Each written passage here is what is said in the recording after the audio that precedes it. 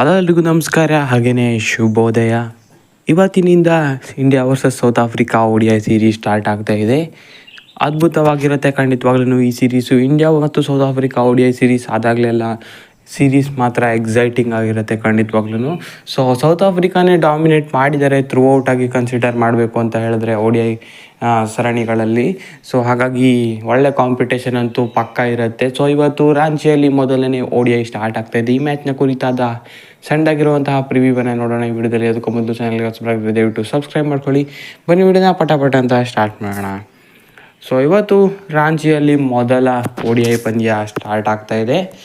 3 ಮ್ಯಾಚ್ಗಳ ಸರಣಿಯಾಗಿರುತ್ತೆ ಇದು. ಸೊ ಎಕ್ಸೈಟಿಂಗ್ ಆಗಿರುತ್ತೆ. ಇಂಡಿಯಾ ಮತ್ತು ಸೌತ್ ಆಫ್ರಿಕಾ ಸಾಡ್ದಾಗಲೆಲ್ಲ ಯಾವಾಗಲೂ ಇದೇ ರೀತಿ ಅತ್ಯುತ್ತಮವಾದ ಕಾಂಪಿಟೇಷನ್ ಇರೋದನ್ನು ನಾವು ನೋಡಿದ್ದೇವೆ. ಇನ್ನು ಓವರ್ ಆಲ್ ಹೆಡ್ ಟು ಹೆಡ್ನಲ್ಲಿ ಸೌತ್ ಆಫ್ರಿಕಾನೇ ಟಾಪಲ್ಲಿದ್ದಾರೆ. So overall head to ಹೆಡ್ನಲ್ಲಿ ಇಂಡಿಯಾ 40 ಮ್ಯಾಚ್ ವಿನ್ ಆಗಿದ್ದರೆ ಸೌತ್ ಆಫ್ರಿಕಾ 51 ಮ್ಯಾಚನ್ನು ವಿನ್ ಆಗಿದ್ದಾರೆ. 3 ಮ್ಯಾಚ್ ನೋ ರಿಸಲ್ಟ್ ಆಗಿದೆ. ಸೊ ಹಾಗಾಗಿ ಸೌತ್ ಆಫ್ರಿಕಾನೇ ಅಪ್ಪರ್ ಹ್ಯಾಂಡ್ ಇದ್ದಾರೆ ಓವರ್ ಆಲ್ ಆಗಿ. ODI ಸೀರೀಸ್ಗಳಲ್ಲಿ ಇವ್ರದ್ದೇ ಜಾಸ್ತಿ ಇದೆ. ಇನ್ನು ಭಾರತದ ಟೀಮ್ ಕೂಡ ಇವಾಗ ಗಿಲ್ ಇರೋದಿಲ್ಲ, ಹಾಗೆಯೇ ಅಯ್ಯರ್ ಕೂಡ ಇರೋದಿಲ್ಲ. ಸೊ ಇವರಿಬ್ಬರ ಜಾಗದಲ್ಲಿ ಮತ್ತು ಇಬ್ಬರು ಆಟಗಾರರು ಬರಲೇಬೇಕು. ಪ್ಲೇಯಿಂಗ್ 11 ಫಿಕ್ಸ್ಡ್ ಇರೋದಿಲ್ಲ, ಚೇಂಜ್ ಆಗಲೇಬೇಕಾಗತ್ತೆ ಈ ಸೀರೀಸ್ಗಂತೂ. ಇನ್ನು ಸಿರಾಜ್ ಮತ್ತು ಬೂಮ್ರಾ ಕೂಡ ಇರೋದಿಲ್ಲ, ಪ್ರಾಬಬ್ಲಿ ರೆಸ್ಟ್ ಅಂತ ಅಂದ್ಕೊಳ್ತೀನಿ. ಸೊ ಸಿರಾಜ್ ಮತ್ತು ಬೂಮ್ರಾ ಇರೋದಿಲ್ಲ. ಸೊ ಹಾಗಾಗಿ ಬೌಲಿಂಗ್ ಡಿಪಾರ್ಟ್ಮೆಂಟನ್ನು ಆರ್ಶ್ದೀಪೇ ಕ್ಯಾರಿ ಮಾಡಬೇಕು. ಇನ್ನು ಕುಲ್ದೀಪ್ ಯಾದವ್, ಜಡೇಜಾ ಕೂಡ ಇದ್ದಾರೆ. ಸೊ ಪ್ಲೇಯಿಂಗ್ 11 ಹೇಗೆ ಮಾಡ್ಬೋದು ಅಂತ ಸಣ್ಣದಾಗಿ ನೋಡೋದಾದರೆ, ರೋಹಿತ್ ಶರ್ಮಾ ಜೊತೆ ಯಶಸ್ವಿ ಜೈಸ್ವಾಲ್ ಓಪನಿಂಗ್ ಮಾಡ್ಬೋದು. ಇಲ್ಲ ಅಂತ ಹೇಳಿದ್ರೆ ಋತುರಾಜ್ ಗಾಯಕ್ವಾಡ್ ಕೂಡ ಓಪನಿಂಗ್ ಮಾಡ್ಬೋದು. ಆದರೆ ಜೈಸ್ವಾಲೇ ಓಪನಿಂಗ್ ಮಾಡೋದು ಕನ್ಫರ್ಮ್ ಆಗುತ್ತೆ ಅಂತ ಅನಿಸುತ್ತೆ, ಯಾಕಂದರೆ ರೈಟ್ ಲೆಫ್ಟ್ ಕಾಂಬಿನೇಷನ್ ಇರುತ್ತೆ ಹಾಗಾಗಿ. ಸೊ ಅದಾದ ಬಳಿಕ ಡೌನಲ್ಲಿ ವಿರಾಟ್ ಕೊಹ್ಲಿ ಪಿಕ್ಸು ಖಂಡಿತವಾಗ್ಲೂ.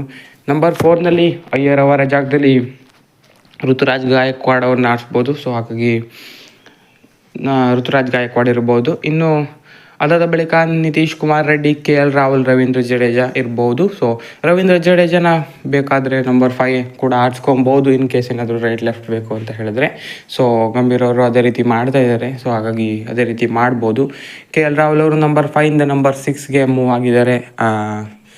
ಸೊ ಹಾಗಾಗಿ ಅದಾದ ಬಳಿಕ ವಾಷಿಂಗ್ಟನ್ ಸುಂದರ್ ಇರ್ಬೋದು.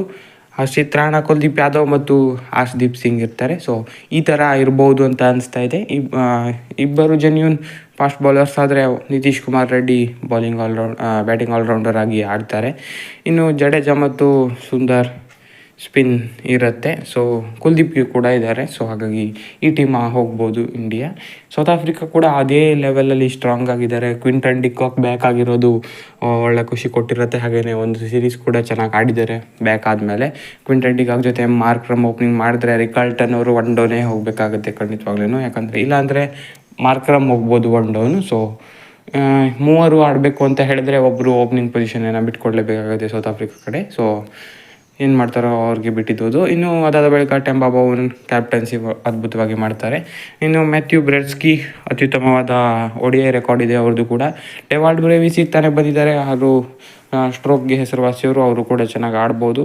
Marco Jansen, Corbin Bosch, Keshav Maharaj, Nandre Burger ಮತ್ತು ಲುಂಗಿ ಆ್ಯನ್ಗಿಡಿ ಇರ್ಬೋದು. ಕಾಗಿಸೋ ಬಾಡ ಇರೋ ಥರ ಕಾಣ್ತಿಲ್ಲ. ಸೊ ಹಾಗಾಗಿ ಈ ಥರ ಪ್ಲೇಯಿಂಗ್ 11 ಸೌತ್ ಆಫ್ರಿಕಾ ಮಾಡ್ಬೋದು. ಈಕ್ವಲಿ ಸ್ಟ್ರಾಂಗ್ ಇದ್ದಾರೆ ಭಾರತದ ಥರನೇ ಸೌತ್ ಆಫ್ರಿಕಾ ಕೂಡ. ಸೊ ಹಾಗಾಗಿ ಅತ್ಯುತ್ತಮವಾದ ಕಾಂಪಿಟೇಷನ್, ಆಗಲೇ ಹೇಳಿದಾಗೇ ಒಳ್ಳೆ ಕಾಂಪಿಟೇಷನ್ ಬರೋದಂತೂ 100% ಪಕ್ಕ ಅಂತಲೇ ಹೇಳ್ಬೋದು. ಇನ್ನು ಮೋಸ್ಟ್ 100s ಯಾರ್ಯಾರ್ದಿದೆ ಅಂತ ನೋಡೋದಾದರೆ ಕ್ವಿಂಟನ್ ಡಿಕಾಕ್ ಬರ್ತಾರೆ.